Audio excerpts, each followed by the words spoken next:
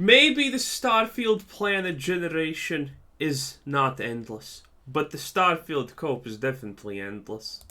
So what in the world is happening here? So the Starfield player base has done some investigating into the so-called Starfield hate, and everything isn't as it appears at first sight. There's something very strange going on here, with many of the reviews being left about the game, and some Starfield concept art has resurfaced, begging the question, Is he gonna claim that these reviews are fake, or not real, or something's wrong with them? That's very interesting. will we see these promising features added into the game as Never. DLC, or perhaps I don't know what promising features he's talking about, but the answer is never. Starfield is a 150% finished product that will never get anything past an FOV slider. Okay? Stop coping. But there's never updating this game again. even in the expansion later down the road. And players run into a super rare legendary ship. You got to see this one.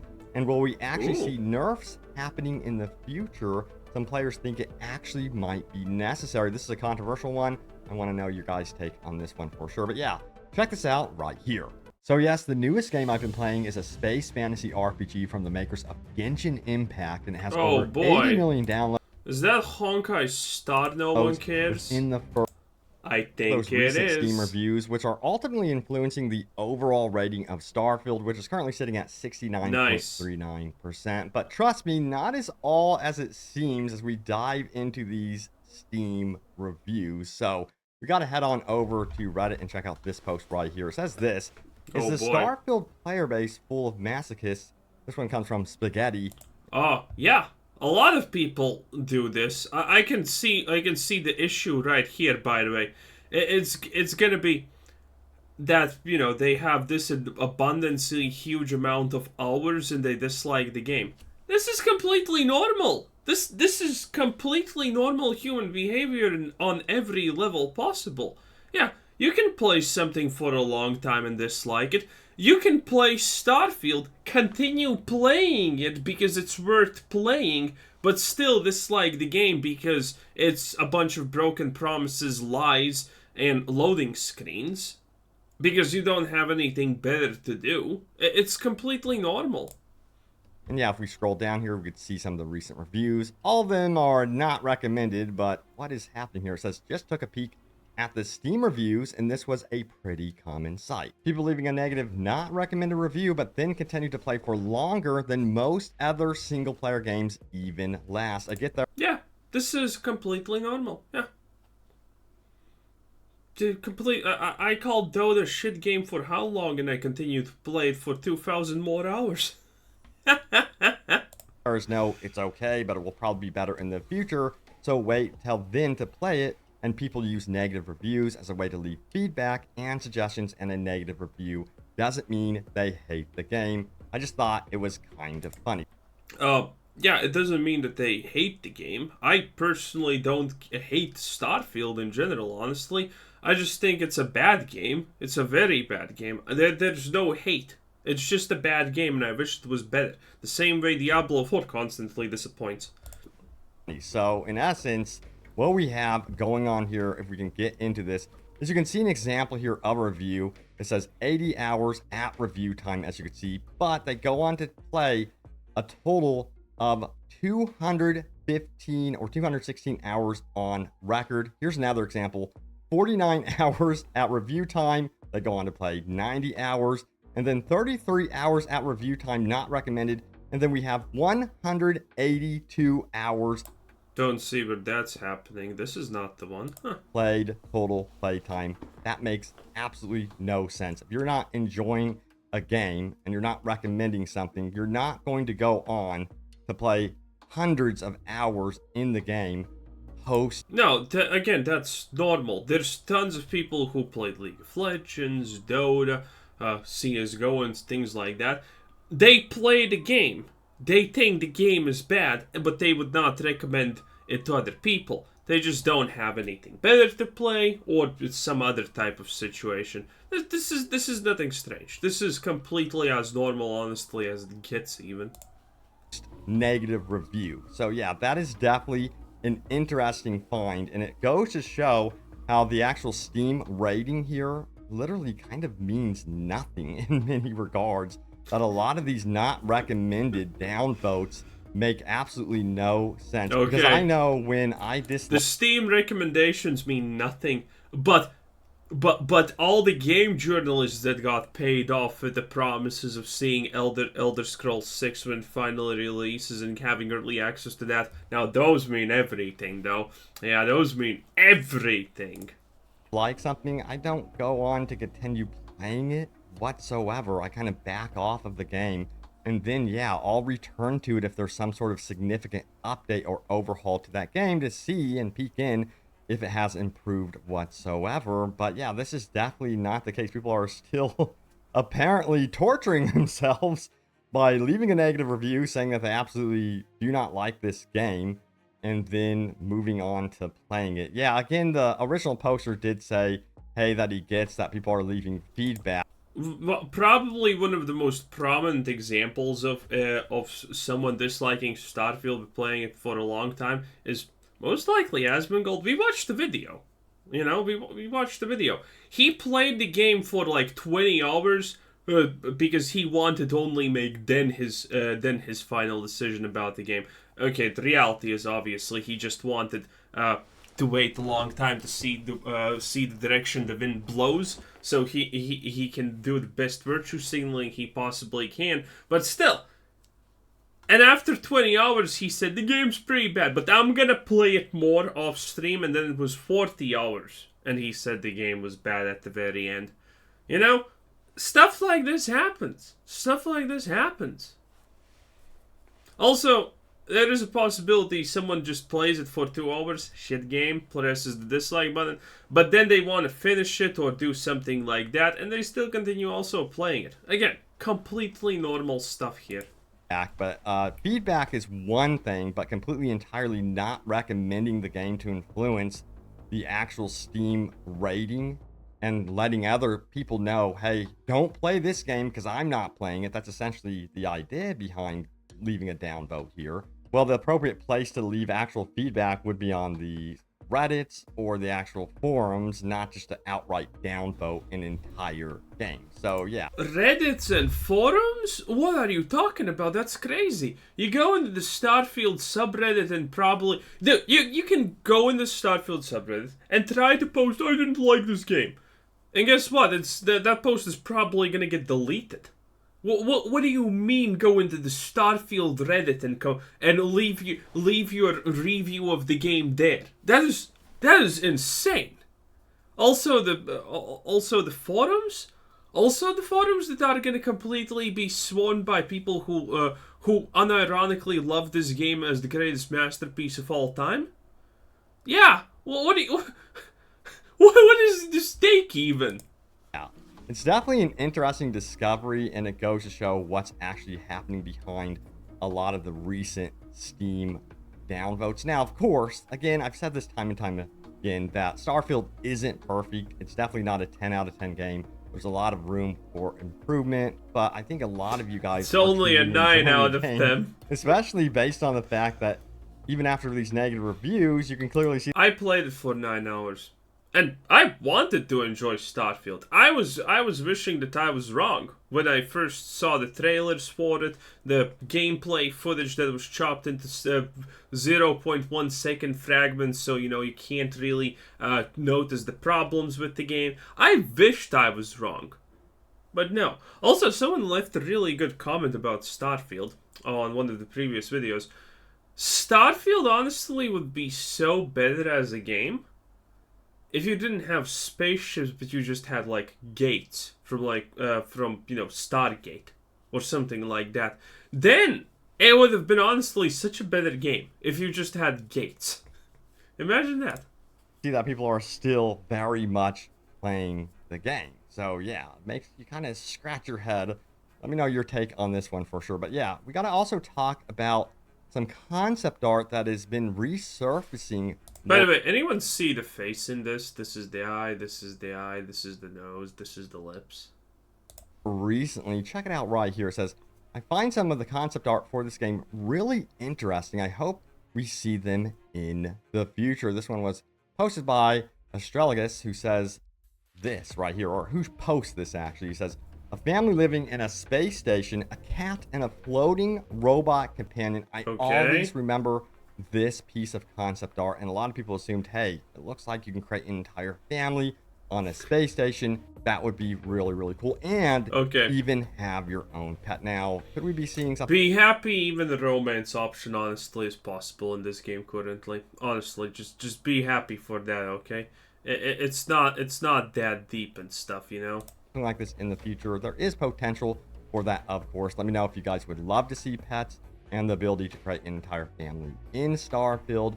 But yeah, there's also some other concept art here as well. We could see the possibility of being able to sit on the windowsill and just chill. A lot of people would love to be able to do that. And then some people were like, hey, I loved how Constellation, the headquarters. Why would you... What? Who even uses the sit option in Starfield? Every time I use it, it's an accident. Why would anyone want the ability to sit on a window? Bruh. Used to look, and then also noted how Neon actually looked, where it was multi-tiered. This would have been really, really cool.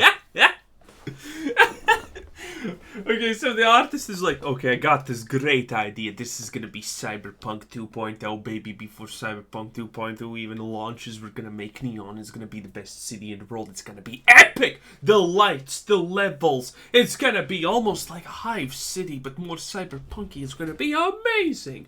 Then he showed the concept art, and the devs were like, yeah, we can maybe do this part right here. This sign's too big and complicated. The level thing, yeah, that's not happening.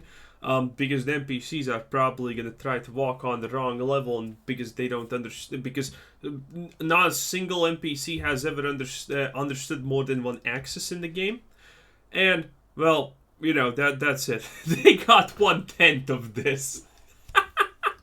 That's great. Honestly, it'd be cool if they could expand Neon in some way down the road, but yeah, I wouldn't hold your breath on that one whatsoever. But we do have some interesting takes about the concept art as to what it could have actually developed into, so check it out right here. We have Sarah, who says this, pretty sure the first one... By the way, the Tethermorph encounter is the worst thing in the universe. I don't know if it's supposed to be scripted or not when the Tethermorph attacks you, but I did activate all the turrets, okay? And I'm not sure if the turrets even did a single point of damage. The Tethermorph just killed all the turrets, and this is what happened. This is what happened. You can see right here. They're just shooting at random locations where the Tethermorph is not. It's like, what's the point of these turrets? I'm not sure if you can fail the activation of the turrets before the Tethermorph attacks. There's some kind of, alien type of heartbeat monitor type of thing that tells you how far the Tethermorph is. And at one point, the Tethermorph is 10 meters away from you. And the next second, it's 60 meters away from you. And then when you activate all the turrets, and you try to find the Tethermorph, there's no suspension or anything, because it like takes 5 fucking minutes for you to find the Tethermorph. It's so painful. And then you use up all your bullets, because that level 10 Tethermorph, when you're probably like, I don't know, level 5, when you finally fight it, takes up all your ammo. Like, these 145 shots are probably gonna do, like, at best half of the HP bot here.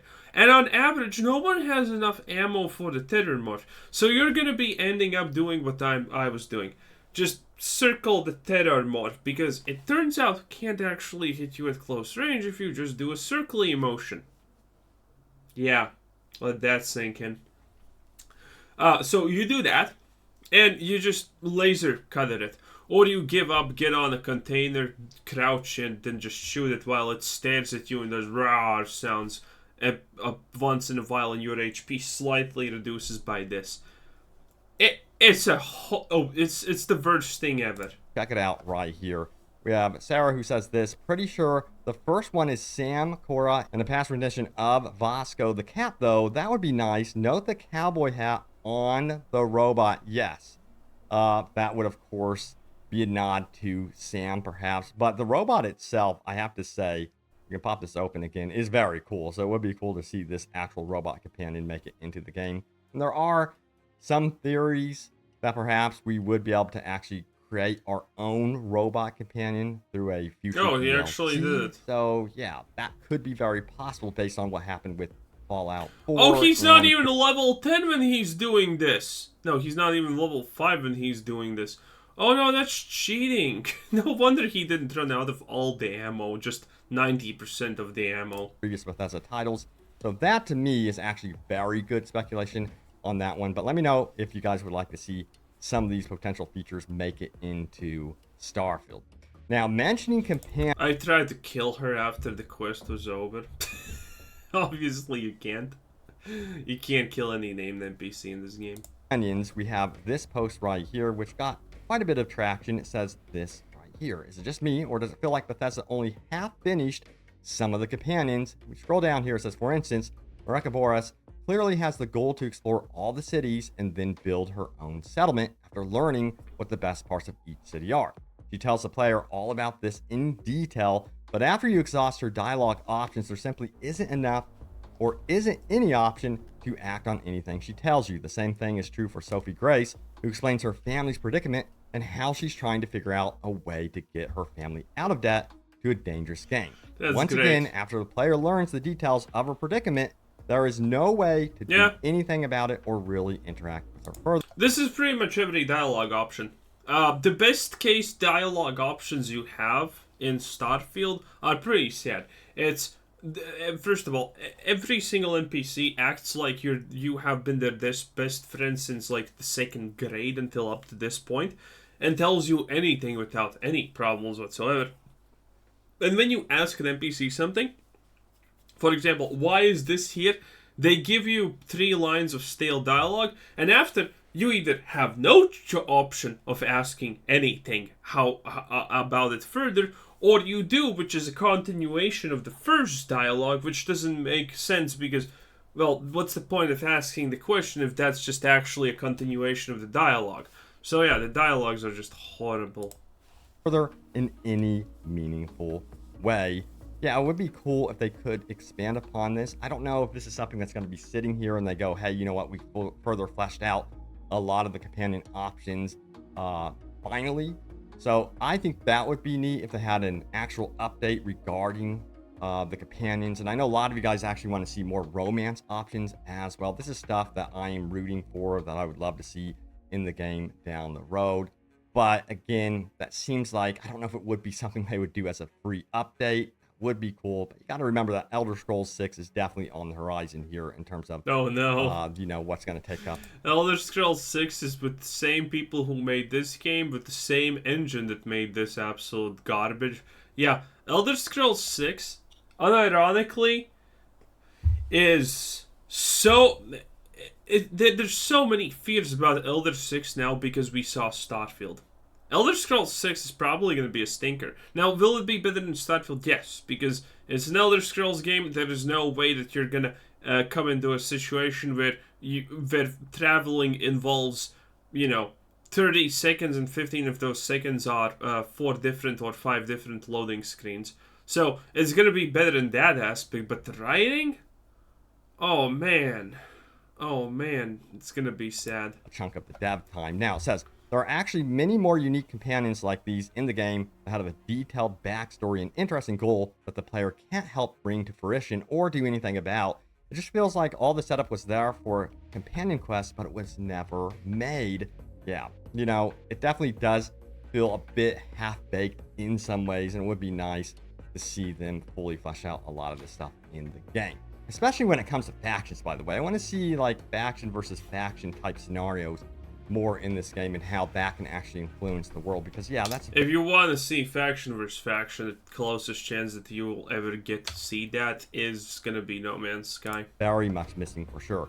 Now, I've got to talk about huge faction fights, at least. Warning, once again, this continues to happen to players. They kind of have no idea that this is going to happen to them in the game, and they're losing a lot of their gear and a lot of their weapons, and potentially could happen to you. So once again, yeah, this needs to be fixed. Calling to Bethesda to really address this. It's the reset thing with the homes. Why would you keep any... Well, I guess there's role players, but Bethesda role players are used to the game completely screwing them over at every chance it gets anyway. So I think they're fine. An immediate hot fix. It says everything I've saved since starting the game was just deleted because the new Atlantis penthouse was reset once again. Classic. This is a huge topic, and I'm surprised it's still in the game. Like, this needs to be addressed ASAP because, yeah, losing your gear like this is one of the worst bugs I have seen in the game. Don't worry about it. I imagine that this could happen without you even realizing it. And hours as you go, you finally return perhaps to your safe house or your penthouse, and everything could potentially be reset or missing. So yeah, it's a critical issue and one that needs to be adjusted. Now take a look at this one right here. Came across a Varun cruiser, and as you can see, this thing is a big boy right here, and a lot of people are like, how in the world did you find this one? This is one area of the game that I was very excited for before release, and I feel like it's kind of underwhelming. I really hope that like literally every part of Starfield, and ironically, right? Alongside certain features like companions, that this is something that they tap into and really give us more of. And a lot of you guys want to be able to board these legendary ships and to really have them kind of on the forefront more of the end game experience. Currently they really aren't. They are kind of super rare to run into these legendary ships, but I think there needs to be, I don't know, certain pirate missions, faction quests that really revolve around these legendary ships and really flesh out this feature. Now, also mentioning discoveries, the player recently discovered one of the ultimate XP farming locations. Check it out right here. It says PSA Schrodinger 3 is made of XP. This was posted by Kennedy. And if we scroll down here, they posted this quick clip here of them atop their spaceship, basically sniping all the wildlife in the area. They don't stand a chance whatsoever. They're also Wait, this is almost the exact same thing we saw in Juicehead's video. Well, it makes sense considering all of this is just essentially taken from, well, Reddit. All of these talking points. Well, interesting. Stealth as well, but yeah, I guess it really gives a ton of XP. So check it out if you are interested in leveling up very quickly. That is one way you can actually do it. Now, this is amazing right here. It says reached 4 million credits worth of contraband without cheating or exploiting this. Wow. And he goes on to show off his... Guess how useless that is, though. A lot of useless.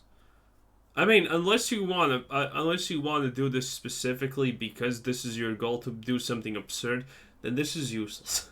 His home base here with tons and tons of contraband. Thankfully, he did not put all that in the new Atlantis safe house, or he would be in a lot of trouble for sure. But yeah, we got to talk about a controversial subject here, and yes, that is nerfs. Check out the headline right here. The best weapon in Starfield may genuinely have to be nerfed. This one comes from Forbes. Oh boy, let's get into this one. Let me know if you agree with it or not. It says this as remember when Forbes was... Dude, this is the same weapon we already saw. Oh my lord, that's it.